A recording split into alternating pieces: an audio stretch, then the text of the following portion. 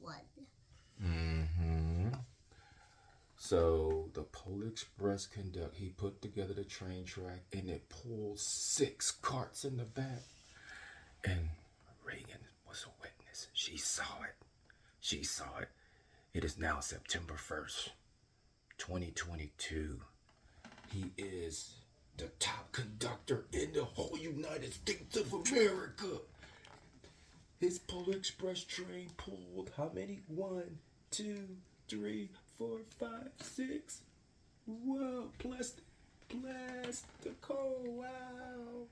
Plus itself. Plus itself. Why did he did it? Because he's a soldier. He's tougher than any challenge. He can accomplish anything.